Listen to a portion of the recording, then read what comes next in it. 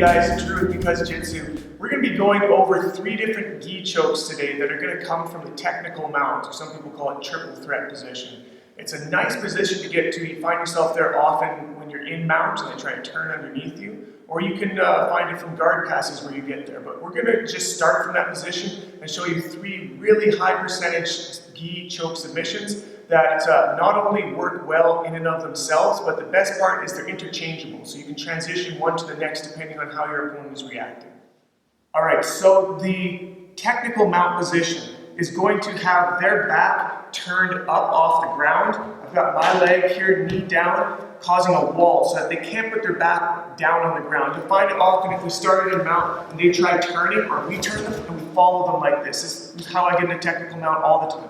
This foot is pulling in, the heel right near the hips, and this one's sandwiching, so I got kind of a squish pressure. It doesn't allow him to turn back down to the ground, so I have guaranteed back exposure here. There's a lot of back takes to come from here. We're not going to cover that on this one, but it's something to keep in mind.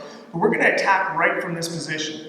The first one we're going to go to is probably the most common attack here, is a bow and arrow choke. So it does change the position slightly, actually not just slightly, quite a bit, but the setup comes from here quite often, where we're going to have an arm that comes head side here underneath, and we're going to find this top side lapel. Now I don't want to just grab it straight like this. I want to use my other hand and roll it up so that I can grab my fingers in this little pocket. The same you would with spider grips, where you roll and put it in the pocket. You have a much tighter grip right here on that lapel you're going to be choking with.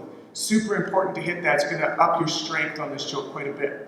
Now, the entry to this one, I'm going to reach down and grab his pants right around the knees. I'm going to rock forward to make the back leg here light so I can move it.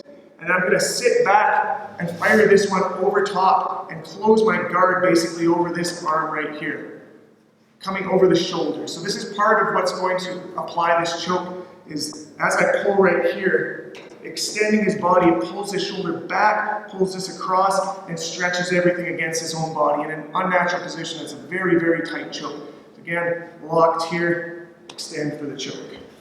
Now, the bow and arrow choke is a great choke that has a very high percentage of finish, but since it is a common choke that a lot of people like to use, when you're starting to hook it up on people with higher belts, they kind of see it coming. The moment you get this grip right here, oftentimes they're going to be pulling on this arm, just waiting for you to change position. And as I do that, he's going to pull and take his head out of that noose that I was trying to keep it in. This is a straight up defense to this, where the moment I start moving, he's pulling his head out. Okay, so if I, as somebody who's seen this defense, maybe used this defense before, I'm hooking up this bow and arrow choke and I see he's setting this up, I'm not very comfortable changing positions right now because it's kind of a coin toss who's going to be faster to get the choke or the escape. So what I'm going to do here, since I already have that grip for the choke, is I'm going to switch it to what we call a hanger choke.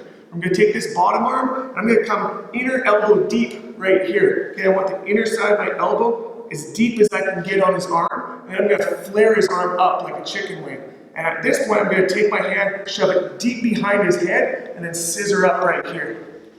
So again, we've got that cross collar for the choke. He's starting to hit the defense for the bow and arrow, so I'm not going to bother changing positions. I'm going to take this one, inner elbow deep, flare that arm up. Very important. Don't just try to shoot this behind his head. It's not as powerful. We want this, and now straighten up for the finish.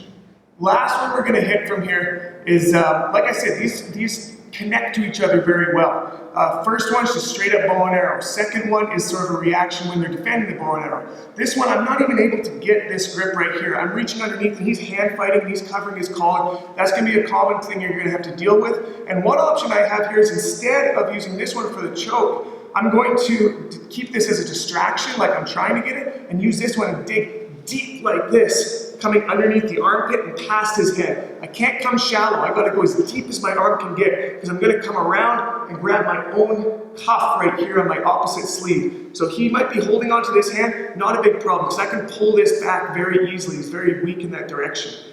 Grab 3 fingers in on that cuff, pull it behind his head, and you can come in with either a karate chop motion across the carotid here, scissor for the finish, or you can make a fist right here and put the 2 baby knuckles right into the carotid and do the same thing for the finish.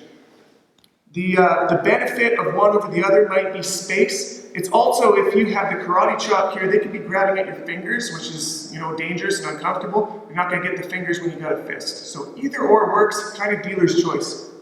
So again, we're coming in for that collar. He's defending. I'm going to shoot this one deep under his arm, under his head. Pull back, find my cuff. 3 fingers in, come across, find it right on the neck. I don't want to be on the back. I'm looking for the carotid and the trachea right up here, and the scissor for the finish there. Or bring that fist in, 2 fingers right on that carotid. It doesn't matter if his gi collar is over top of where you're punching this, you're still going to punch through it.